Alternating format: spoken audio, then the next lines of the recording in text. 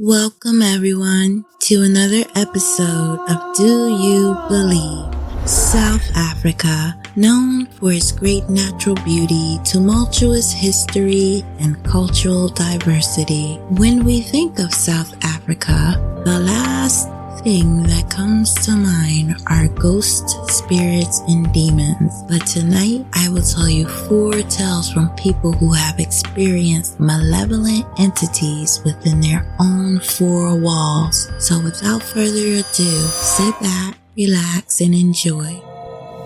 I grew up in a suburb in Natal by the name of Westville. It was a small suburb where everyone knows their neighbors, and during the years that I was raised, most mothers were housewives. The only history I am aware of is that Indians used to reside there and have rice paddies. The rice paddies were then obviously developed. The properties were large and averaged between 1 and 2 acres. Our home was a modest one with 3 bedrooms, 1 bathroom, a lounge, kitchen, and a dining room. When I was born, my folks decided to add on a bedroom as there were now 3 children, me and my 2 older sisters. Their bedroom was added on the other side of the house where the patio used to be. Sorry about the boring schematics. I am just trying to explain how our bedrooms were on one side of the house and my parents' room was on the other. Our house had a heavy energy to it, for want of a description. We never closed our bedroom doors and the passage light was always left on. My sister used to feel and hear dripping water on her bed, but when she would feel the duvet, it would be dry. Nothing too dramatic that couldn't be chalked up to a child's imagination. I must have been about 12 or 13, and my sister was 17 or so. My eldest sister was overseas, but her bedroom door was always kept open for her return by my mother. The passage door between our rooms and the rest of the house was closed. It must have been about 10 o'clock p.m. The sounds of heavy footsteps started up and down the passage. It sounded like a person had shackles and chains around their ankles. As I am typing this, I'm getting goosebumps. It truly sounds like a horror movie, and perhaps if my sister was not there to verify that this all happened, I would have questioned if it all really did happen. I called to my sister to confirm that she also was hearing it. We were both too frightened to get out of bed. The sounds of the walking man must have continued for about 2 minutes. Then, the most malevolent and frightening voice I've ever heard said, "No!" From our bathroom, which was opposite my bedroom, I flew out of bed and ran to her room. We shared a single bed that night. All the windows were closed, doors locked, and my folks were asleep. I am still curious as to who or what that spirit could have been and why he was there. It was definitely a male voice and was not a friendly entity. There were other incidents at that house that other family members witnessed. I lived in that house from the time I was born until I was 21. I have since moved provinces and have never felt the same fear as I did in that house. The next one, guys, is called Lifted Off His Feet. This one is really creepy.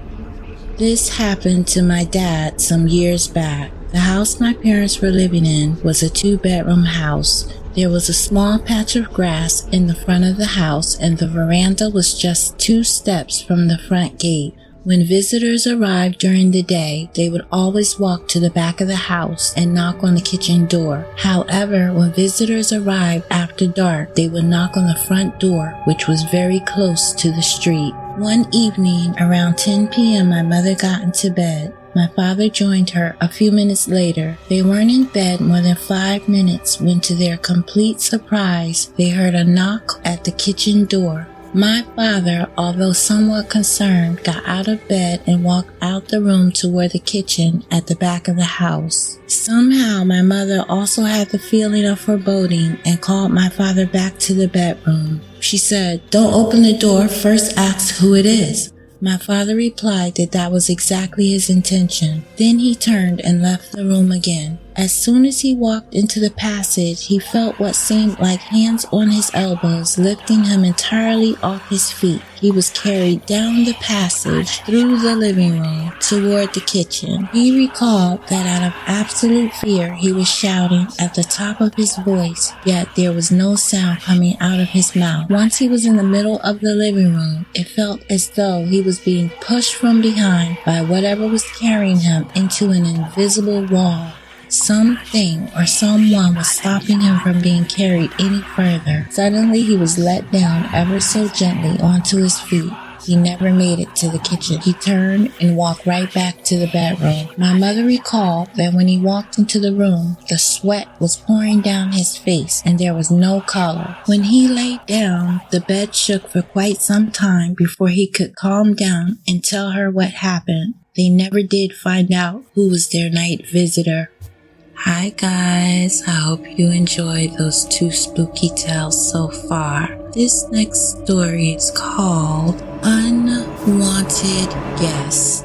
My husband and I moved into a house in Simonstown, Western Cape in 2011. He worked abroad and I was alone at home most of the time. Thinking back on visiting this house the first time with the real estate agent, I should have trusted my sixth sense and walked out the door then. This is a double-story old home, renovated and gorgeous. It has a long flight of steps that lead up to the house from the street, a large veranda and double doors leading into the entrance. On the left is the living room and on the right is the entrance to the dining room and the kitchen. From the entrance is a flight of steps leading to 3 bedrooms with a balcony looking down into the living room. I love the open spaces, wood staircase and farm-style kitchen. It truly was a very beautiful house and very cozy, but this house was always very cold inside, regardless of the fact that it had very large sunny windows. I remember dreading having to use the stairs. It always felt like someone was walking behind you. The day we moved in, my hubby was in SA and we had a couple of people helping us to move in. I was in the main bedroom and clearly heard a woman's voice saying something in French.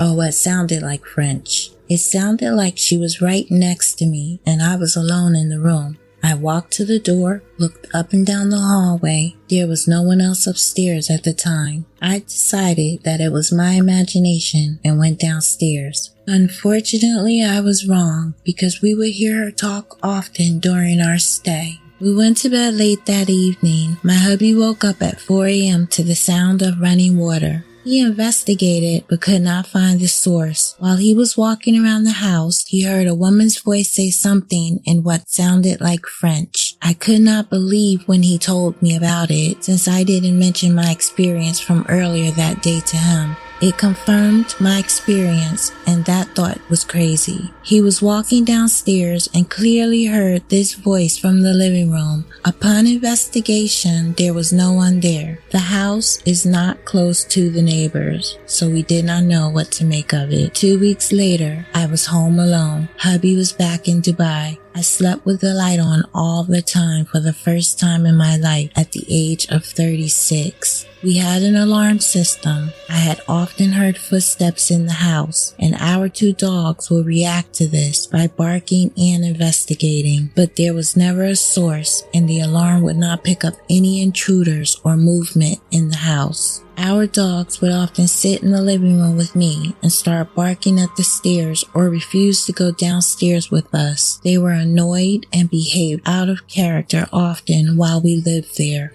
I had guests over one evening. We were all sitting at the dining room table having dinner when someone walked by the entrance of the living room towards the stairs. My hubby and a friend investigated but could not find anyone. We all saw this. This happened many times during our stay in this house. I was home alone watching TV one evening and I saw someone walking by the entrance of the dining room. My dog started barking. I was terrified and pushed the panic button on my alarm. The alarm company came out but found no one. My husband was cooking supper one afternoon. His back was turned to the dining room. Someone walked in and stood right behind him. He thought it was me, but when he turned around to see why I wasn't answering him, there was no one there. I was outside. We would often find puddles in the house but could not explain where they came from. I often experienced tapping on my shoulder. I thought it could be a muscle spasm, but never had them before or after we moved out. We lived in this house for 8 months. The constant stress, uneasy feeling, fear, and lack of sleep eventually got the better of me,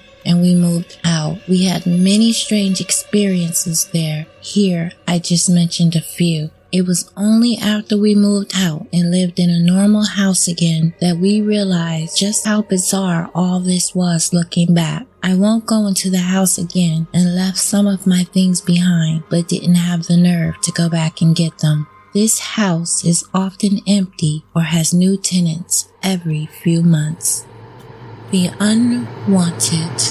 A couple of years ago, I moved to a town called Carltonville in South Africa with my parents, brother, aunt, and her son. We moved into this house and everything was perfectly fine for the first while. My aunt was home alone with her little boy sitting in the lounge, and across from her on a room divider was a potted plant that just lifted and came straight for them. My aunt got very frightened, left the house, and waited on the step for everyone to get home. No one believed her at first. We then went on with our usual lives. It was a while after that incident that after a long day we all came home to find the house a complete mess. The chairs were upside down. It was sand from broken plants everywhere and broken glass. We cleaned it up and tried to forget all about it, which really didn't work because the next day the same thing happened, but this time the chairs were placed in a circle with pillows around the chairs, and one of my mother's porcelain glass dogs was in the center. My dog would bark and chunk at night outside like he was in pain.